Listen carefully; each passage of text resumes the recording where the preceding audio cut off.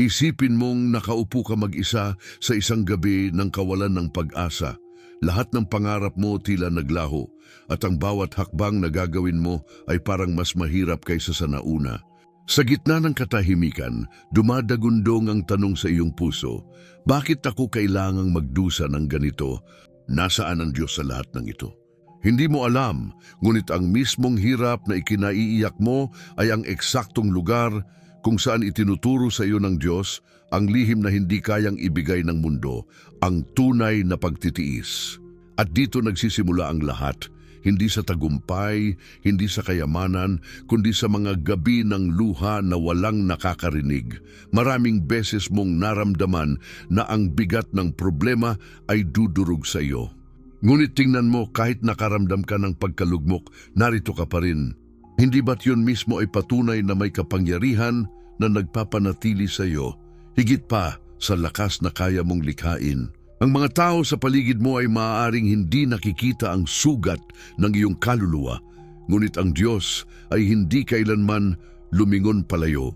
Sa katunayan, ginagamit niya ang bawat sugat, bawat paghihirap, para hubugin sa iyo ang kakayahang tumayo kung kailan wala ka ng lakas. Ang mundo ay nagsasabing ang hirap ay sumpa, ngunit sa mata ng Diyos, ang hirap ay paaralan kung saan natututo ang kaluluwa ng pinakamatinding aral.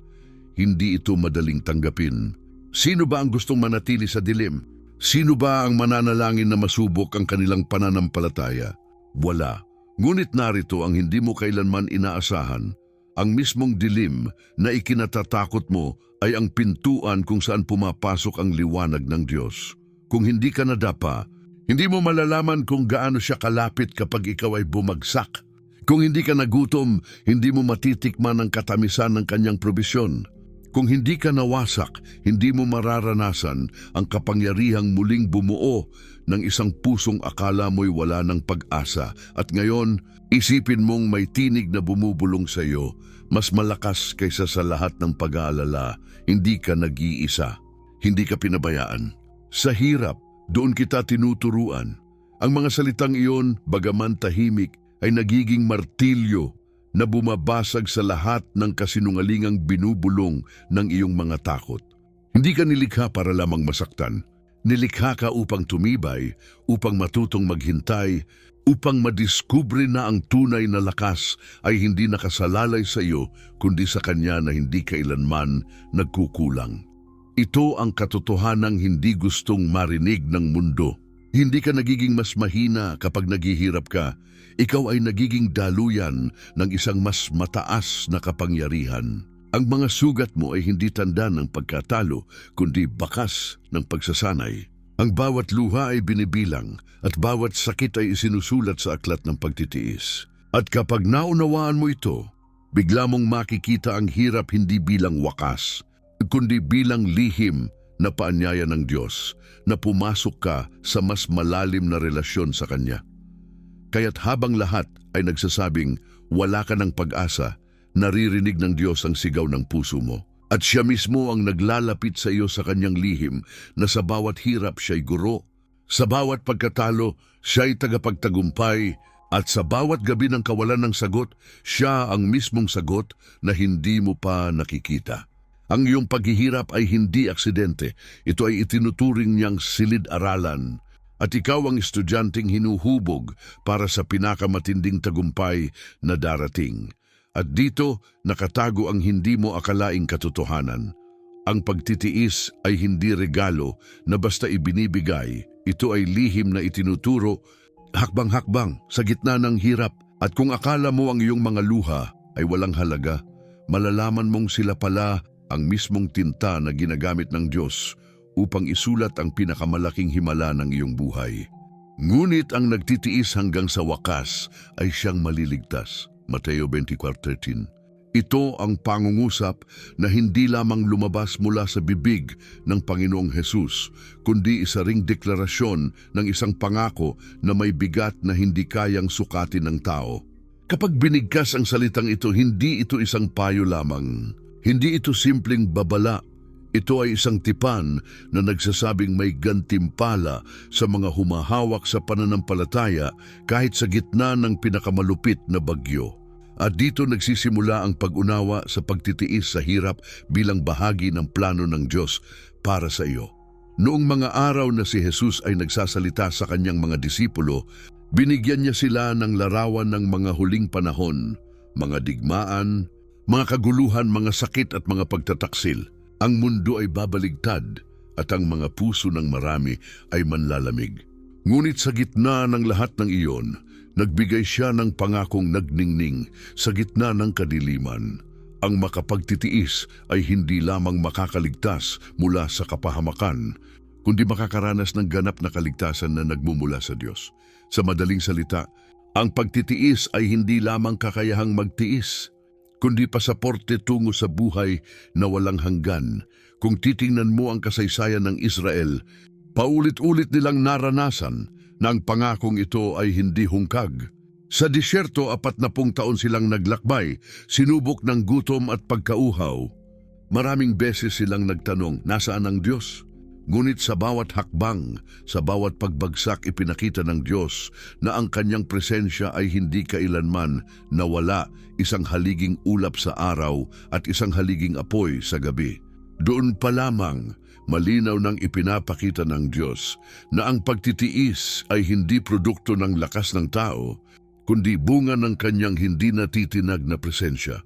Kapag isinasalin natin ang pangakong ito sa simpleng wika, ito ang ibig sabihin, hindi mawawala ang kahirapan, ngunit hindi ka rin mawawala sa mata ng Diyos.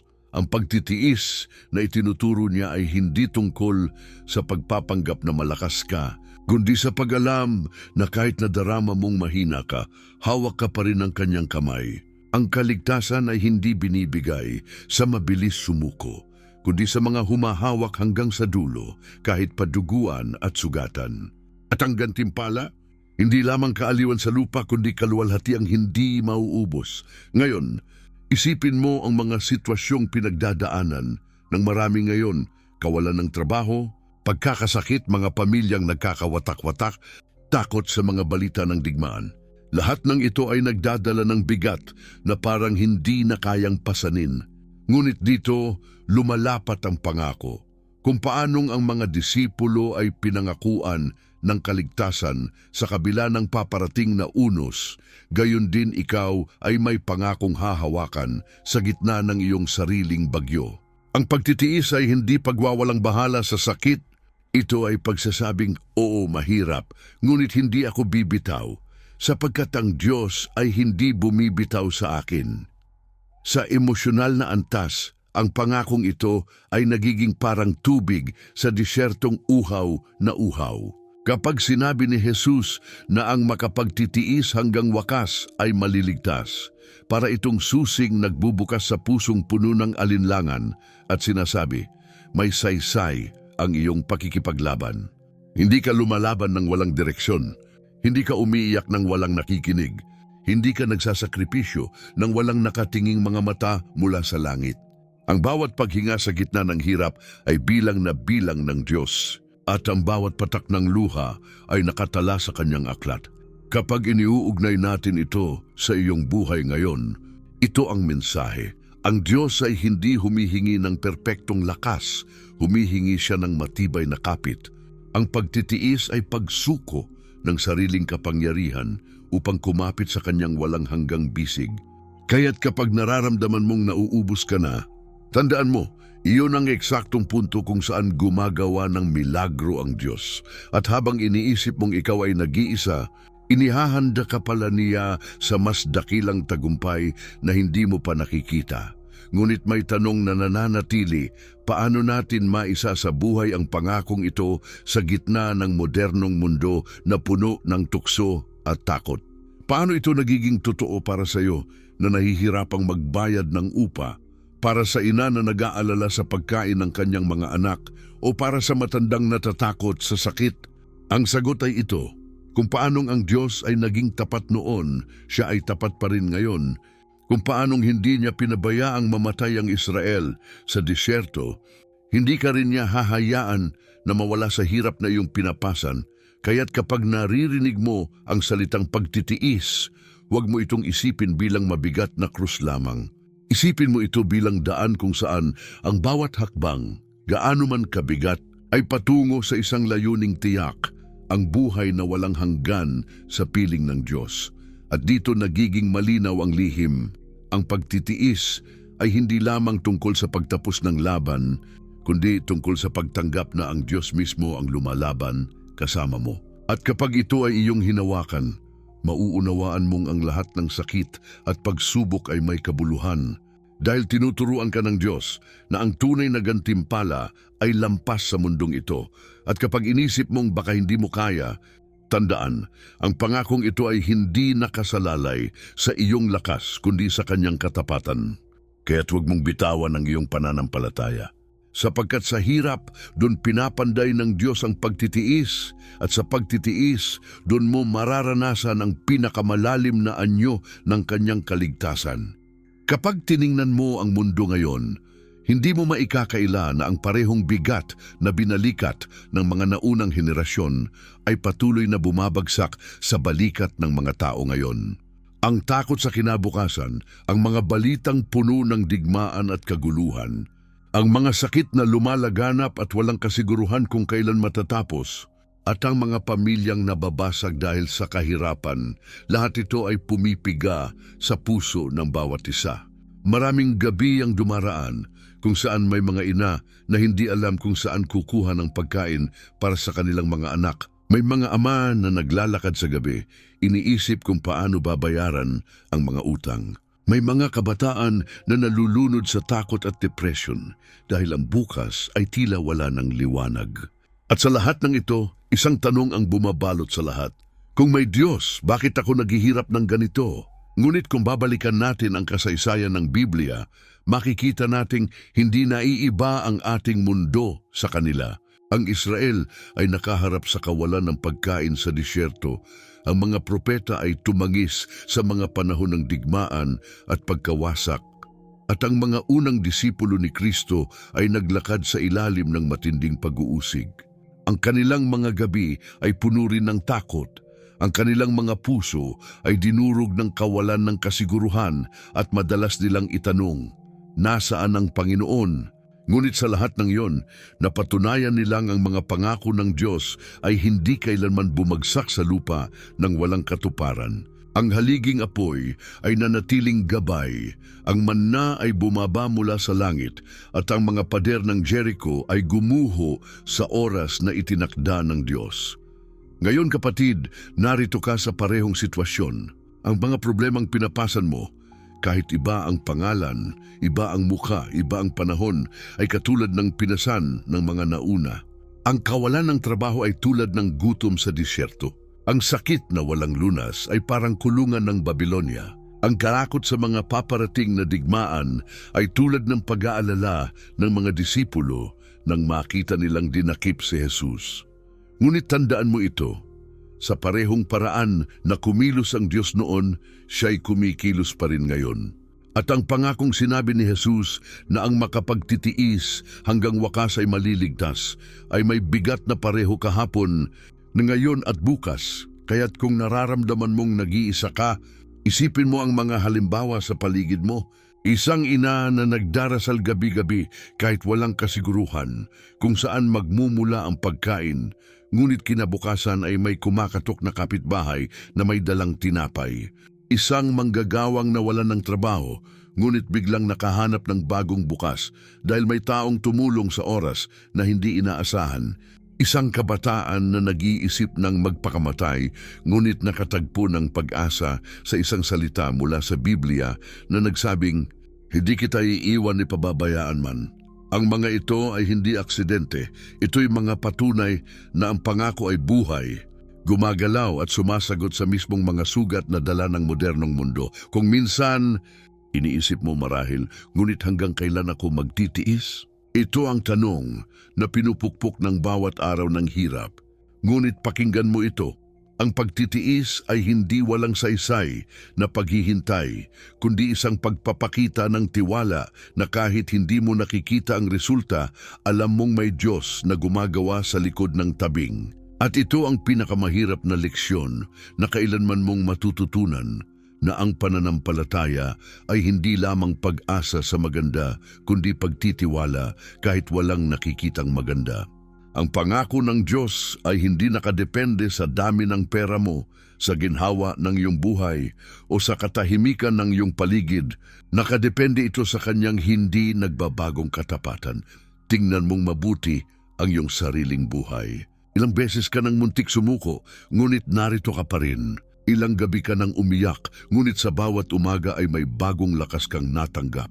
Hindi ba't iyon ay pahiwatig na kahit hindi mo nakikita, may kamay na humahawak sa iyo? At iyon ang mismong ibig sabihin ng pangako. Ang pagtitiis ay hindi ginagawa para ipakita mong ikaw ay malakas.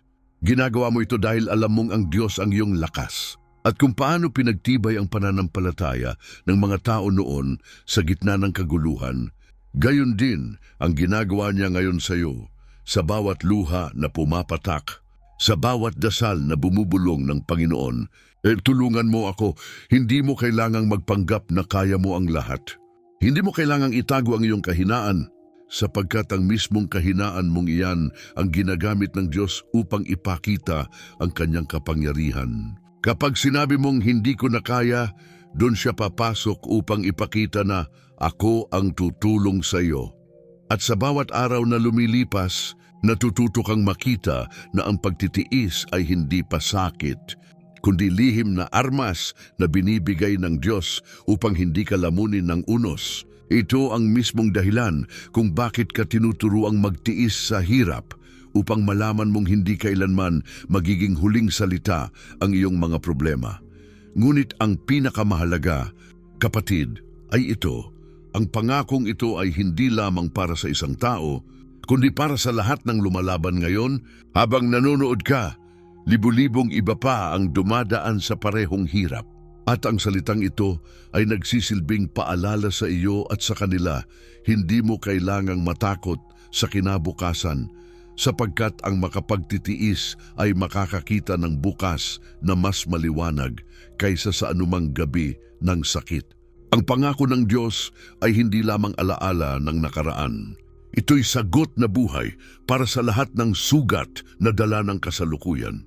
At kung hahawakan mo ito, mauunawaan mong kahit sa gitna ng kaguluhan, may katiyakan kang hawak at iyon ay siya. Kaya't huwag mong hayaan na ang takot at kawalan ng pag-asa ang huling magdidikta ng iyong mga hakbang. Sapagkat may isang tinig na bumubulong pa rin sa iyo ngayon, magtiis ka, sapagkat ang makapagtitiis hanggang wakas ay siyang maliligtas. May mga kwento na kapag narinig mo, hindi mo mapipigilang mapaluha, sapagkat ang mga ito ay buhay na patunay na ang Diyos ay tapat sa kanyang pangako. Isang babae ang matagal nang nananalangin para sa kanyang pamilya. Araw-araw siyang umiiyak dahil ang asawa niya ay lumayo at ang kanyang mga anak ay nagugutom. Walang trabaho, walang makapitan at walang sino mang dumadamay. Ngunit sa kabila ng lahat, hindi siya bumitaw sa salita ng Diyos. Sa bawat gabi ng pagluha, paulit-ulit niyang binibigkas ang makapagtitiis hanggang wakas ay siyang maliligtas. At alam mo ba kung ano ang nangyari? Isang araw, isang oportunidad ang dumating mula sa taong hindi niya inaasahan. Ang asawa niyang lumayo ay biglang bumalik, humingi ng tawad at nakahanap ng trabaho. Ang premyo anak niyang dating gutom ay nagkaroon ng pagkain. At sa gitna ng lahat, napagtanto niyang ang bawat luha pala ay hindi nasayang. Ito'y naging binhi ng pagtitiis na nagbunga ng kaligtasan at pagbabalik loob. May isa namang lalaki na naaksidente at halos mawalan ng buhay. Sa ospital, habang nakikipaglaban sa pagitan ng buhay at kamatayan, sinasabi niya sa Diyos, Panginoon, hindi ko na kaya.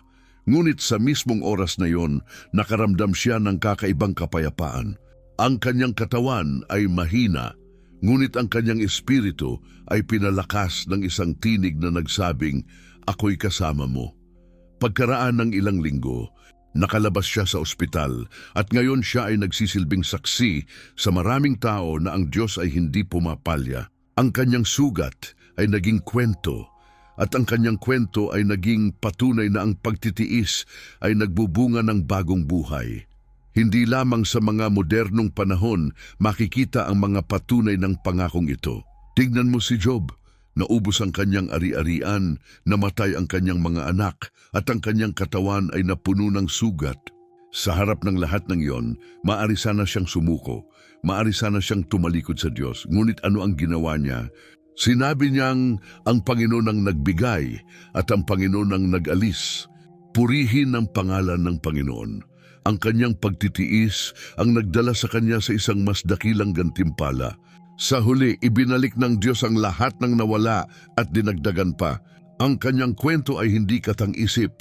Ito'y buhay na paalala na ang Diyos ay nananatiling tapat sa mga nagtitiis. Isipin mo rin si Pablo, ang apostol, na halos lahat ng uri ng hirap ay naranasan, pag-uusig, pagkakakulong, gutom at kamatayan na palaging nakaamba. Ngunit sa halip na sumuko, sinabi niya, ang lahat ng ito ay tinuturing kong magaang kapighatian sapagkat may kaluwalhatiang higit na dakila ang naghihintay. Ang kanyang mga sugat sa katawan ay naging marka ng katapatan at ang kanyang mga salita ay patuloy na nagbibigay ng lakas sa milyon-milyong Kristiyano hanggang ngayon. Ang kanyang pagtitiis ay naging ilaw para sa mga sumusunod kay Kristo. May isang kwento pa mula sa ating panahon. Isang kabataan ang nakulong dahil sa maling paratang. Sa loob ng piitan, araw-araw siyang inaapi, pinagtatawanan at pinapahirapan. Ngunit sa halip na mawalan ng pag-asa, araw-araw niyang binabasa ang Biblia na lihim niyang itinago sa ilalim ng kanyang kutsyon. Ang bawat talata ay naging tinig ng Diyos na nagsasabing, "Huwag kang matakot sapagkat kasama mo ako." Pagkatapos ng ilang taon, pinawalang sala siya at nakalaya. At ngayon, ginagamit niya ang kanyang buhay upang turuan ng mga kabataan na huwag sumuko sapagkat ang Diyos ay gumagawa kahit sa pinakamadilim na lugar. Hindi lamang iisa ang anyo ng pagtitiis. May mga nagtitiis sa sakit, may mga nagtitiis sa gutom, may mga nagtitiis sa pagkakahiwalay sa pamilya, at may mga nagtitiis sa mga pangungutya. Ngunit iisa ang bunga, isang mas matatag na pananampalataya at isang mas malinaw na pag-asa. Sapagkat sa bawat pagsubok, ang Diyos ay hindi lamang nanonood, siya ay kumikilos. Siya ang naglalapit ng tamang tao sa tamang oras. Siya ang nagbubukas ng pinto sa oras na sarado ang lahat, at siya ang nagbibigay ng kapayapaan kahit walang katiyakan. At kapag naririnig mo ang lahat ng kwentong ito, hindi mo ba napapansin? Ang Diyos na gumalaw noon ay siya ring gumagalaw ngayon. Ang parehong kamay na nagligtas kay Daniel mula sa mga leon, ang parehong tinig na nagpalakas kay Elias sa gitna ng disyerto, ang parehong biyaya na nagligtas sa mga disipulo mula sa unos sa dagat, iyon din ang Diyos na humahawak sa iyo ngayon. At ang kanyang pangako ay malinaw, ang makapagtitiis hanggang wakas ay maliligtas. Hindi ito panaginip. Ito'y katotohanan na patuloy na bumabalot sa buhay ng bawat taong kumakapit sa kanyang salita.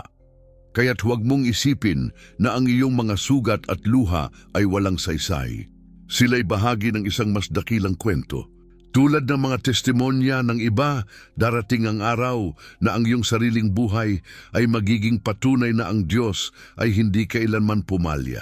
Ang gayong mga sugat ay magiging kwento ng pag-asa. Ang iyong mga luha ay magiging patak ng pag-ani, at ang iyong pagtitiis ay magiging himig ng katapatan ng Diyos. At kapag dumating ang araw na iyon, masasabi mong, "Oh, mahirap, ngunit hindi ako iniwan ng Diyos, at ngayon, ang kanyang pangako ay natupad sa aking buhay." Kapag sinasabi ng Biblia na ang makapagtitiis hanggang wakas ay siyang maliligtas, hindi lamang ito tungkol sa personal na laban ng isang tao. Ito ay nakaugat sa isang mas malawak na plano, isang larawang propetiko na naglalakbay mula pa sa lumang tipan hanggang sa pinakahuling aklat ng pahayag. Ang pangako ng pagtitiis ay hindi hiwalay na salita.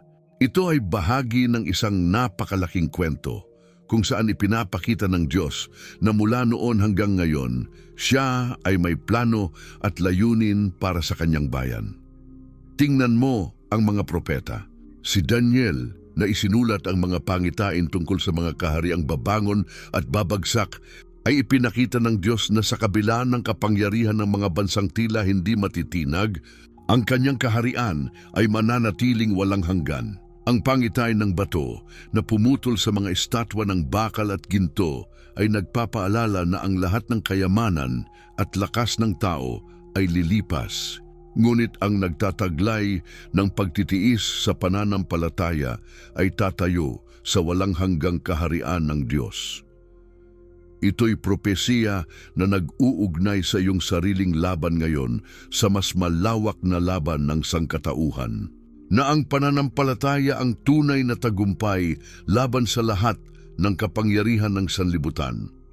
Si Isaias, sa kanyang mga salita, ay naghatid ng pag-asa sa isang bansang nasa pagkakatapon.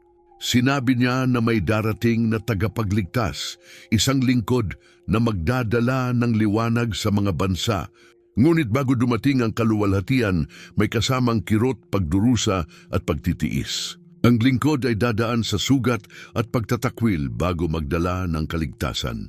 Ang propesiyang ito ay tinupad kay Jesus at ngayon tinuturo sa atin na ang pagtitiis ay hindi lamang bahagi ng ating buhay, kundi bahagi ng plano ng Diyos para ipakita ang kanyang kaluwalhatian sa buong mundo. Kapag ikaw ay dumaraan sa hirap, hindi ka hiwalay sa plano. Ikaw ay kalahok sa isang dakilang kwento na ipinahayag na noon pa. Kapag bumaling ka sa aklat ng pahayag, makikita mo ang parehong mensahe. Ang mga mananampalataya na inuusig sa mga unang simbahan ay tinawag ni Juan na maging matatag, huwag bumigay, at huwag ipagpalit ang kanilang pananampalataya kapalit ng kaligtasan pansamantala. Ang kanilang pagtitiis ay hindi lamang magdadala ng pansariling gantimpala, kundi magsisilbing ilaw na magpapakita sa mundo na ang tunay na buhay ay nasa kay Kristo lamang. At doon mismo sa mga salita ng pahayag, paulit-ulit na inulit ng Espiritu, ang magtatagumpay ay magmamana ng lahat. Ang pagtitiis ang pintuan patungo sa tagumpay na iyon. Ngayon, kapatid, isipin mong ang lahat ng pangakong ito ay parang mga hibla ng isang tapiserya. Ang bawat hibla ng hirap at pagtitiis na naranasan ng mga nauna ay tinahi ng Diyos upang ipakita na ang kanyang plano ay hindi kailanman napuputol. At ikaw sa iyong sariling laban ay isa ring hibla sa tapiseryang iyon. Ang iyong kwento ng pagtitiis ay hindi maliit o walang halaga. Ito'y bahagi ng kwento ng Diyos na umaabot mula sa mga propeta hanggang sa huling araw. Ang parehong Diyos na nag-iingat sa Israel, ang parehong Diyos na nagligtas sa mga disipulo, ang parehong Diyos na nagbigay ng pangitain kay Juan, siya ang Diyos na nagsasabi sa iyo ngayon, magtiis ka sapagkat kasama ka sa aking plano hanggang wakas. Kapag tinitingnan natin ang kasalukuyan, makikita natin na ang mga propesiya ay patuloy na natutupad. Ang mga digmaan at sakuna na nakikita natin sa mga balita ay refleksyon ng mga babalang ibinigay na noon pa man. Ang paglamig ng pag-ibig ng marami, ang pagdami ng kasamaan, at ang pagkakawatak-watak ng mga pamilya ay mga palatandaan na isinulat na sa kasulatan. Ngunit sa gitna ng lahat ng iyon, may paalala. Ang hindi bumitaw, ang humawak hanggang dulo ay makakakita ng kaluwalhatian ng Diyos na walang hanggan. Ang mensahe ay malinaw, ang pagtitiis ay hindi lamang para sa kasalukuyan mong problema, kundi bahagi ng mas malaking plano ng Diyos na naglalayong ipakita ang kanyang katapatan hanggang sa huling araw. At dito nagiging mas malalim ang lahat.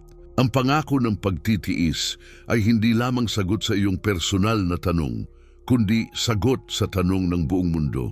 Paano makakaligtas ang sangkatauhan sa gitna ng gulo? At ang tugon ng Diyos ay ito, sa pamamagitan ng mga taong hindi bumibigay, mga taong nagtitiyaga, mga taong naniniwala kahit walang nakikitang sagot.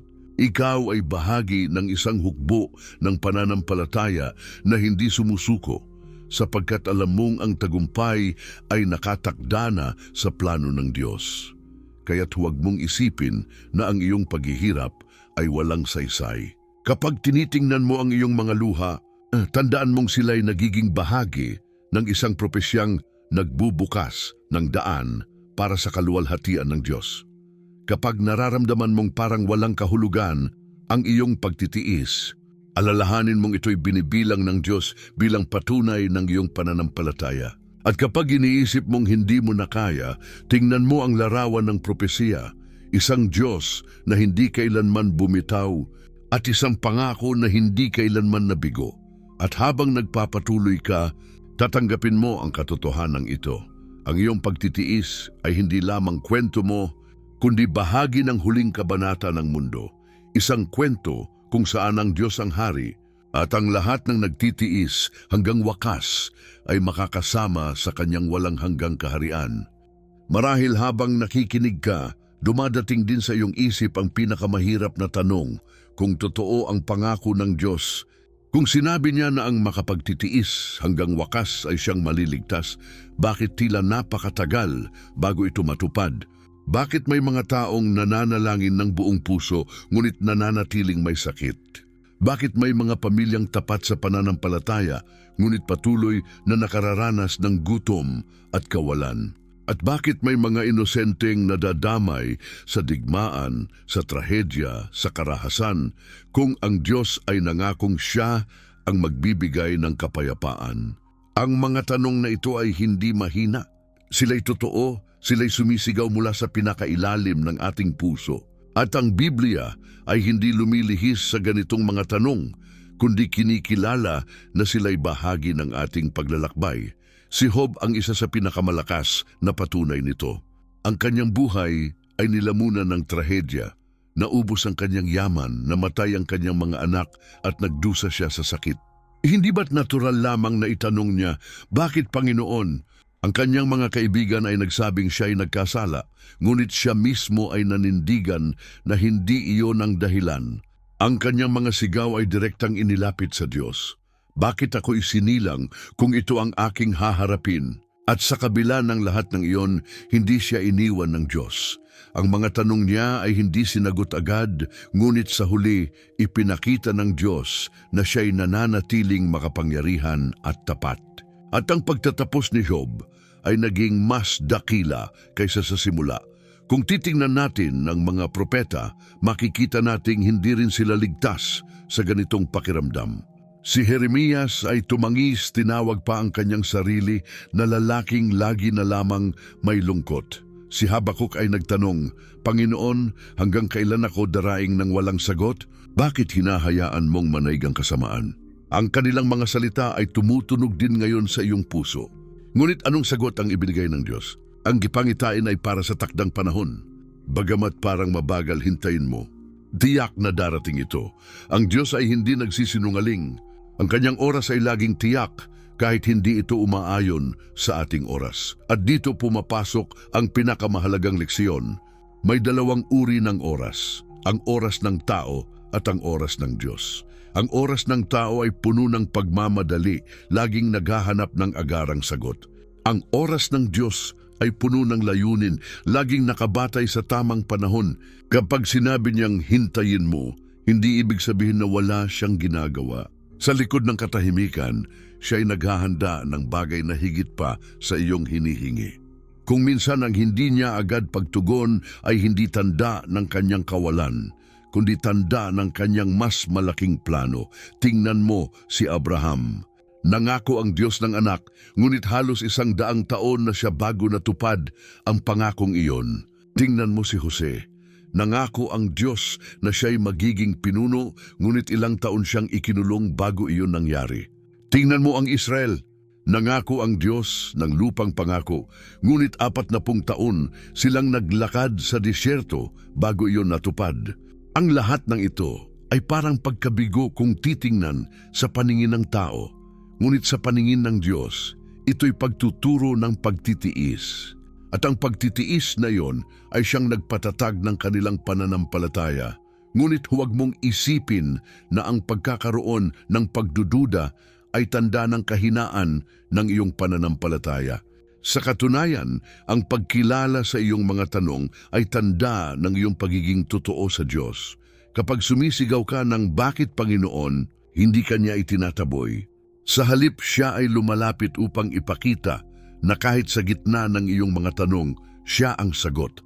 At ito ang katotohanang madalas nating nakakalimutan. Ang pananampalataya ay hindi kawalan ng tanong, kundi pagpili na kumapit kahit hindi mo pa nakukuha ang lahat ng sagot. Kaya't kung iniisip mong hanggang kailan, alalahanin mo na ang sagot ng Diyos ay laging nakaugat sa kanyang katapatan. Ang kanyang pangako ay hindi nagbabago. Ang kanyang mga salita ay hindi nababalewala at ang kanyang mga plano ay laging mas mataas kaysa sa ating mga plano. Maaari kang maghintay ng matagal, maaari kang dumaan sa unos na parang walang katapusan, ngunit ang kanyang pangako ay tiyak. Hindi ako nagsisinungaling, hindi ako nagkukulang. At sa oras na maranasan mo ang katuparan ng kanyang salita, mauunawaan mong ang lahat ng luha at lahat ng gabi ng paghihintay ay may kabuluhan. Kaya huwag mong ituring na kabiguan ang mga oras ng katahimikan. Sapagkat ang katahimikan ng Diyos ay hindi kawalan ng kanyang presensya. Siya'y kumikilos, siya'y humuhubog, siya'y nagtuturo, at sa bawat araw na ikaw ay naghihintay, pinapanday niya ang iyong puso upang maging handa sa mas dakilang bagay na darating. Ito ang dahilan kung bakit sinabi ni Pablo, ang ating magaang kapighatian na panandalian lamang ay nagbubunga ng higit na walang hanggang kaluwalhatian. Sapagkat ang Diyos ay hindi kailanman pumapalya at ang kanyang pangako ay laging dumarating sa tamang oras.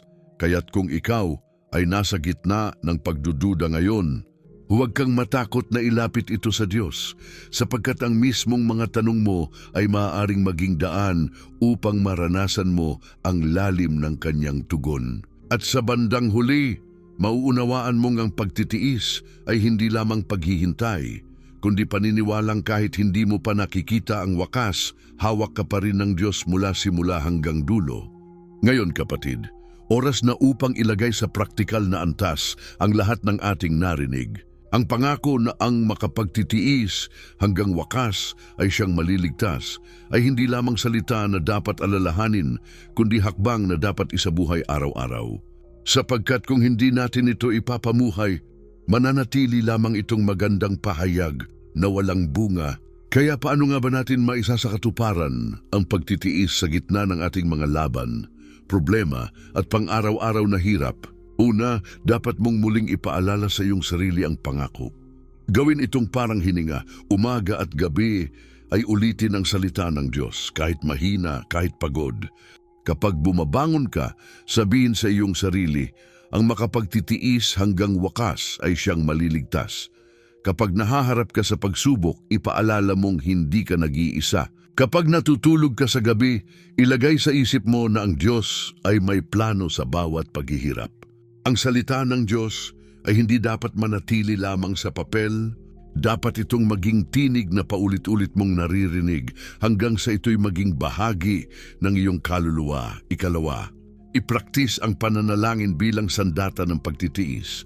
Ang panalangin ay hindi lamang paghingi, kundi paglapit sa Diyos upang palakasin ang loob. Kung natutukso kang sumuko, isalaysay mo sa Diyos ang lahat. Hindi kailangang pino ang iyong salita. Sapat nang sabihin mong, Panginoon, hirap na ako, tulungan mo ako. Ang ganitong uri ng panalangin, totoo at walang takip, ay siyang nagpapalakas sa iyo. Sa tuwing ibinubuhos mo ang iyong puso, tinuturuan mong lumapit hindi sa sariling lakas, kundi sa kapangyarihan ng Diyos. Ikatlo, kailangang isuko mo ang iyong takot. Maraming beses, ang pumipigil sa atin ay hindi ang hirap mismo, kundi ang takot na dala nito. Takot na hindi makakain bukas, takot na mawalan ng trabaho, takot na masaktan ang mahal sa buhay. Ngunit tandaan mong ang takot ay hindi galing sa Diyos. Kapag nararamdaman mong nilalamon ka ng takot, sabihing malakas, ako'y may Diyos na tapat sa kanyang pangako. Ang pagsasalita ng pananampalataya ay hindi ilusyon.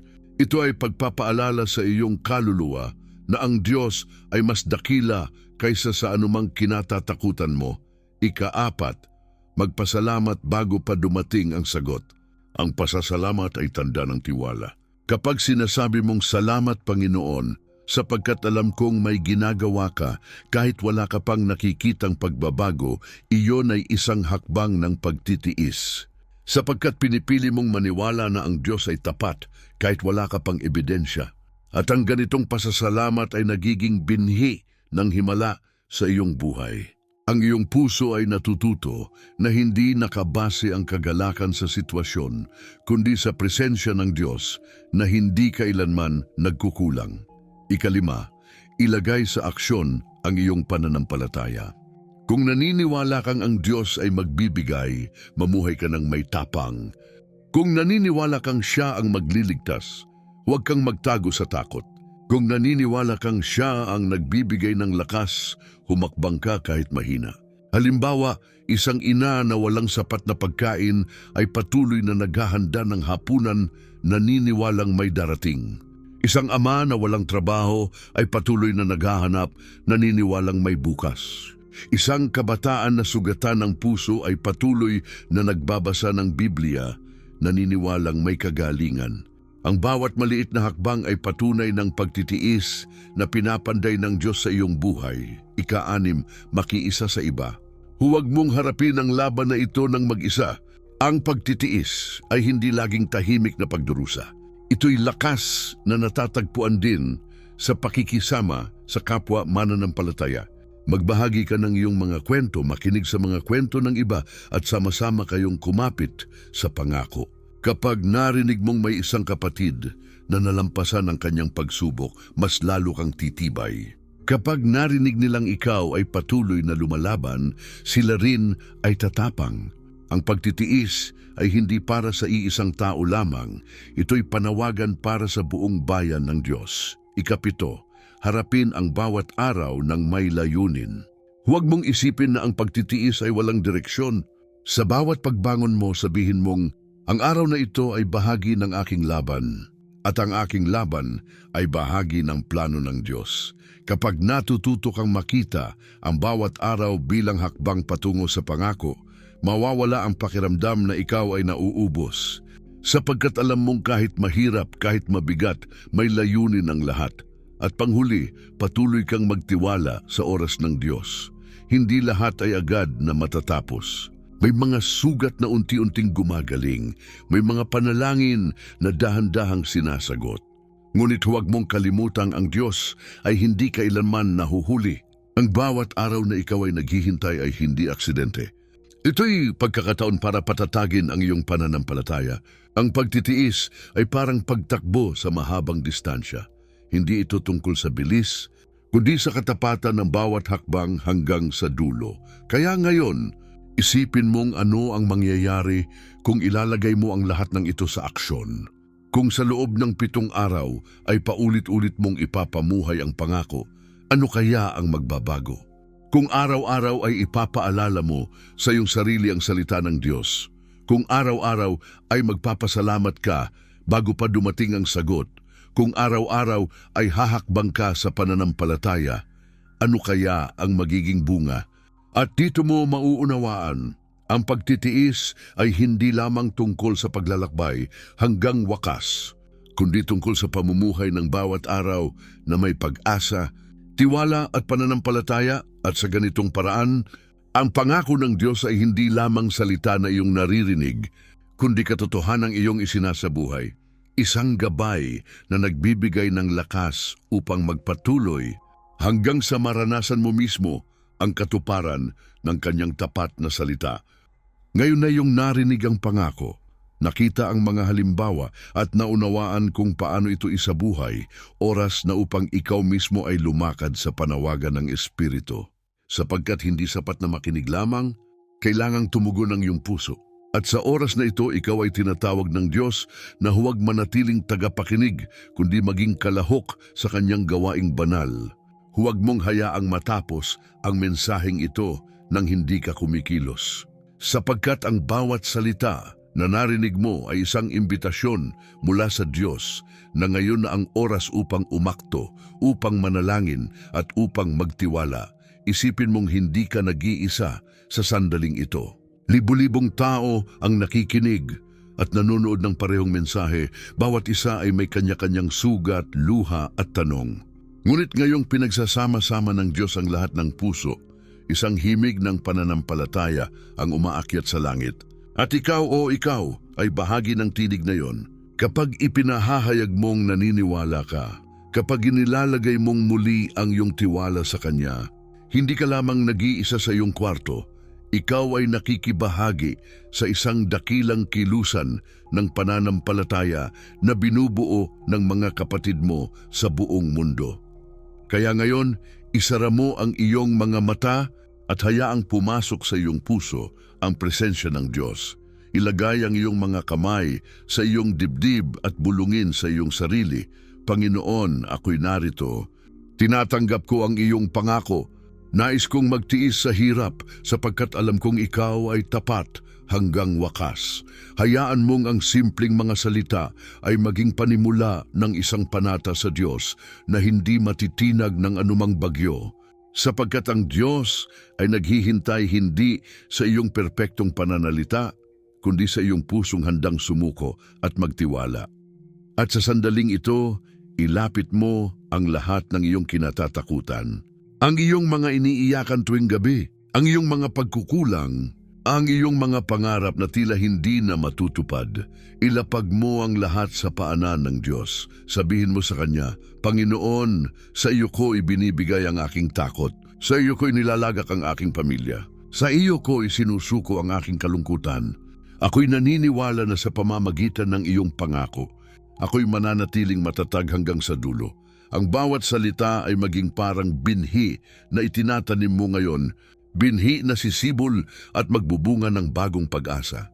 Ngunit higit pa sa iyong sarili, alalahanin mong kasama mo ang marami pang iba. Habang sinasambit mo ang iyong panalangin, may ina sa kabilang panig ng mundo na umiiyak para sa kanyang anak. May ama na sumisigaw para sa kanyang pamilya. May kabataan na humihingi ng direksyon. At ang lahat ng ito ay sabay-sabay na naririnig ng Diyos. Ang iyong panalangin ay hindi lamang para sa iyo. Ito'y nagiging bahagi ng kolektibong tinig ng kanyang bayan na nagsasabing, kami ay naniniwala. Kami ay hindi bibitaw. Kami ay magtitiis hanggang wakas. Ngayon, hinihikayat kitang ipakita ang iyong pananampalataya sa isang simpleng hakbang. Ibigay ang iyong tugon sa pamamagitan ng iyong sariling salita. Maaari mong isulat sa iyong isip o bigkasin ng mahina, ako'y kumakapit sa pangako ng Diyos.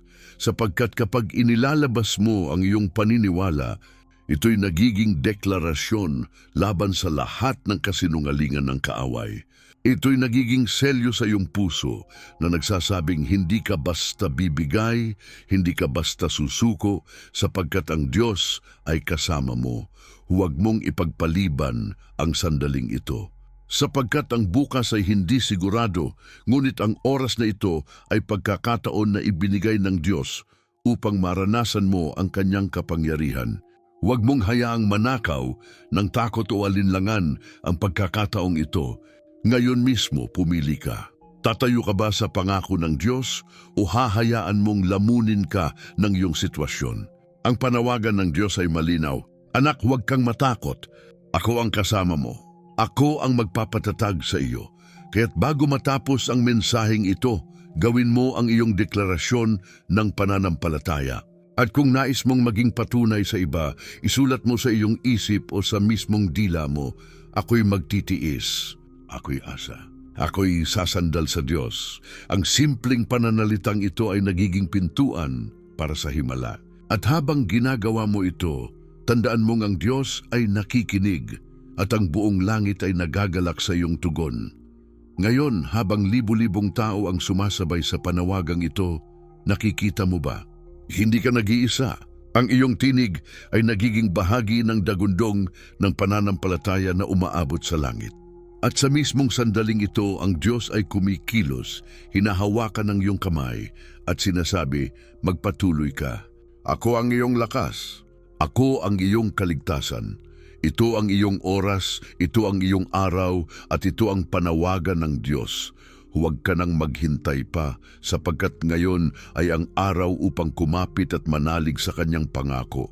Isara mo ang iyong mga mata sa sandaling ito, kapatid, at ilagay ang iyong kamay sa iyong dibdib. Hayaang manahimik ang iyong paligid at ang bawat pintig ng iyong puso ay maging paalala na ang Diyos ay narito, kasama mo. Ngayon ay sama-sama tayong lalapit sa Kanya, sapagkat sinabi niya sa Kanyang salita, ngunit ang nagtitiis hanggang sa wakas ay siyang maliligtas.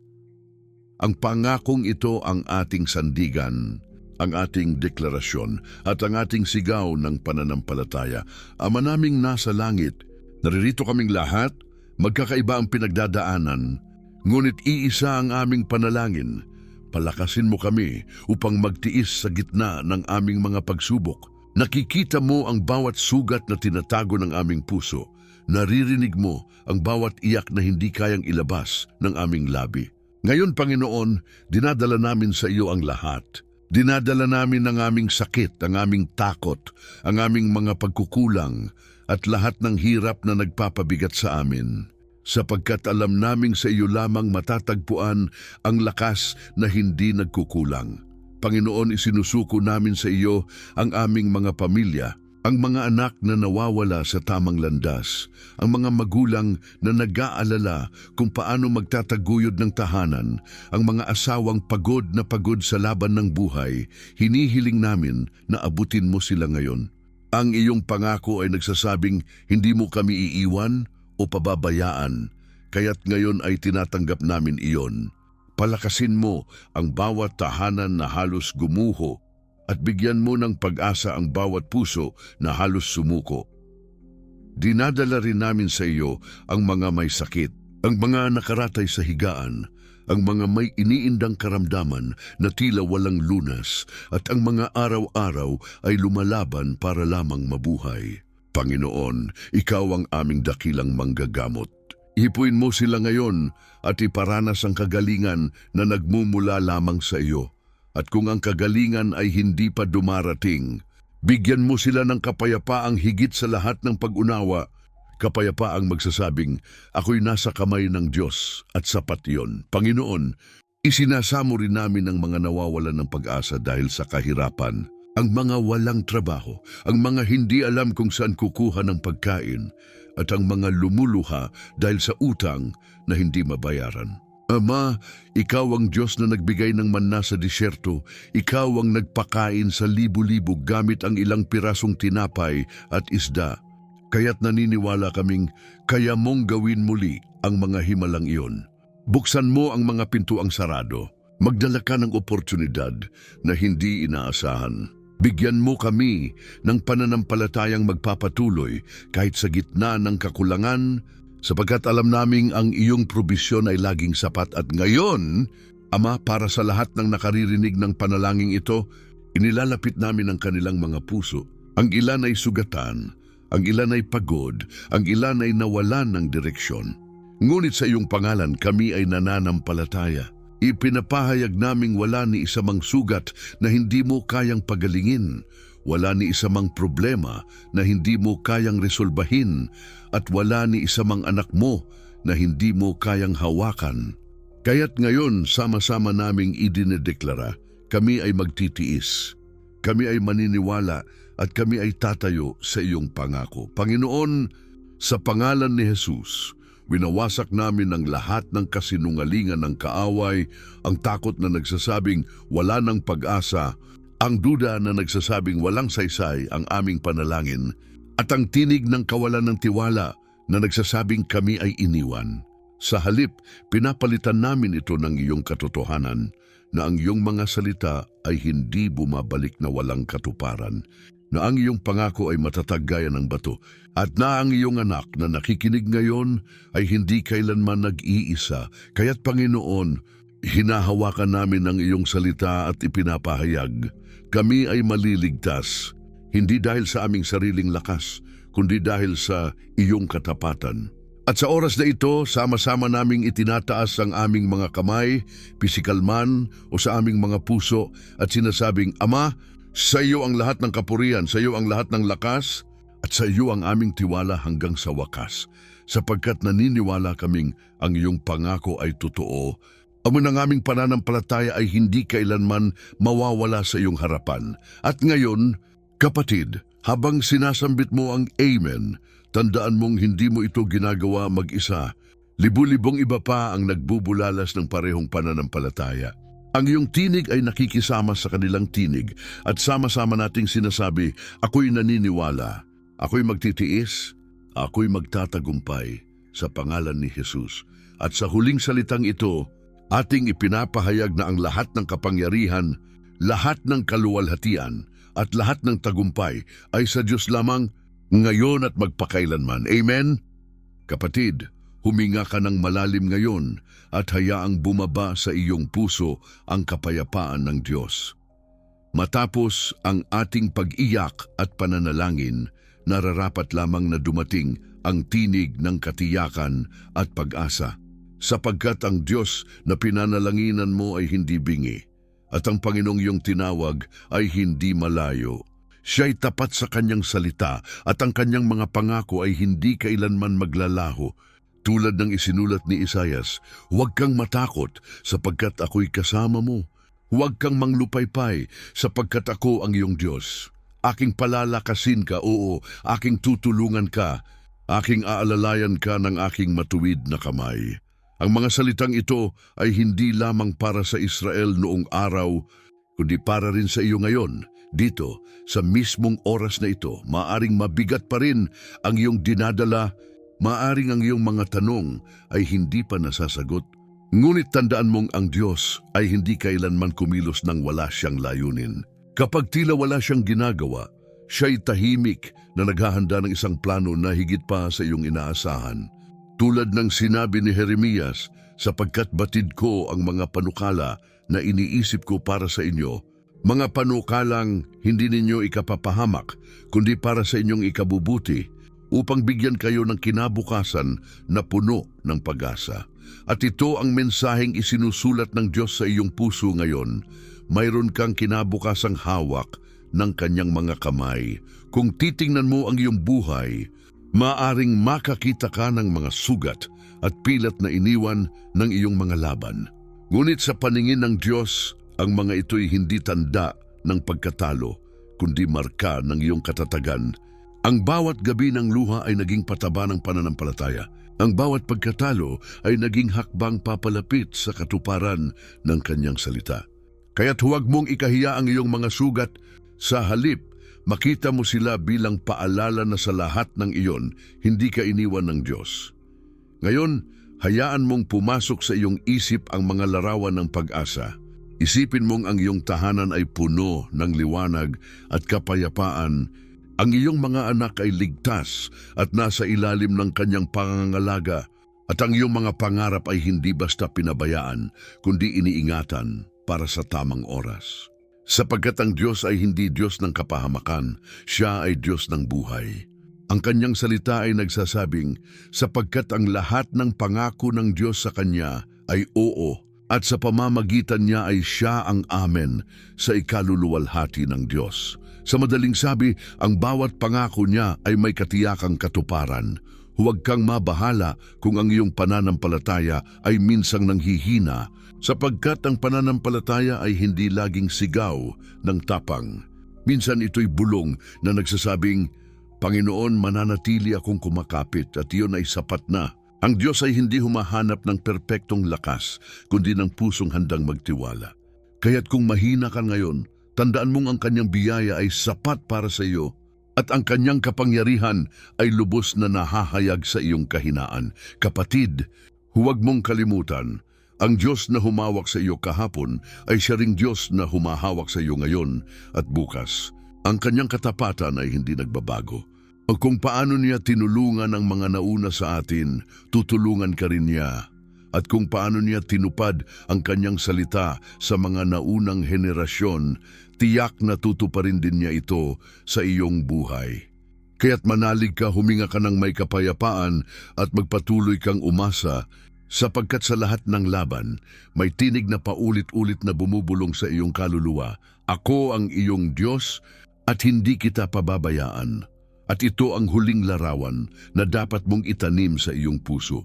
Hindi mo kailangang hawakan ang kinabukasan, sapagkat hawak na ito ng Diyos. Ang iyong tungkulin ay magtiwala at magpatuloy.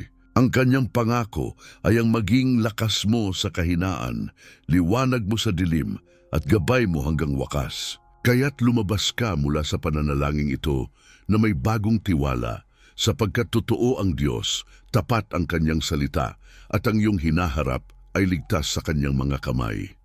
Ngayong natapos natin ang paglalakbay sa pangakong ito, nais kong ipaalala sa iyo ang pinakapuso ng mensahe. Ang makapagtitiis hanggang wakas ay siyang maliligtas. Ito ang salita na naging haligi ng ating pagninilay, ang paalala na kahit sa gitna ng sakit, gutom, takot at pagkalito, may isang Diyos na hindi nagbabago.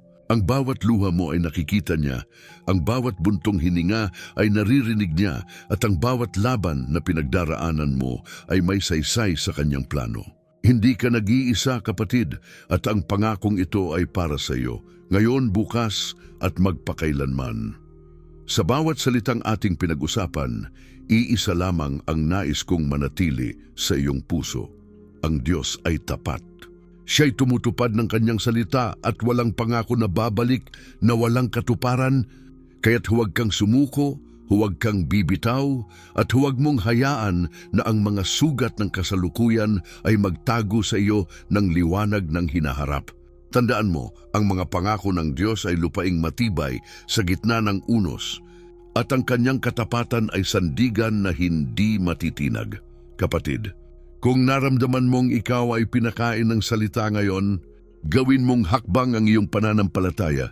Ipinagpapatuloy natin ang paglalakbay na ito bilang isang komunidad ng pananalig, kaya inaanyayahan kitang maging bahagi ng ating samahan ng pananampalataya. Mag-subscribe ka sa kanal na ito, pindutin ang kampanilya upang manatiling konektado, at ibahagi mo ang mensaheng ito sa isang taong alam mong nangangailangan ng paalala na ang Diyos ay tapat. Sapagkat hindi lamang ikaw ang tinuturuan ng Diyos, may mga tao rin sa paligid mo na kailangang makarinig ng parehong pag-asa, at kung nais mong ipahayag ang iyong pananalig, isulat mo sa mga komento, "Ako'y kumakapit sa mga pangako ng Diyos." Ang simpleng deklarasyong iyon ay hindi lamang salita. Ito ay patunay na ikaw ay tumatayo sa gitna ng laban, at ito rin ay magbibigay ng lakas sa iba na makakabasa nito.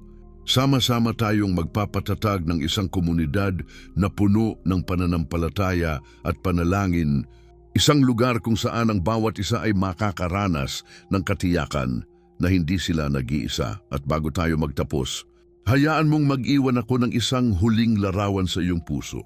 Isipin mong nakahawak ang iyong kamay sa kamay ng Diyos, at ang bawat hakbang mo, gaano man kahirap, ay may gabay ng kanyang matuwid na kamay.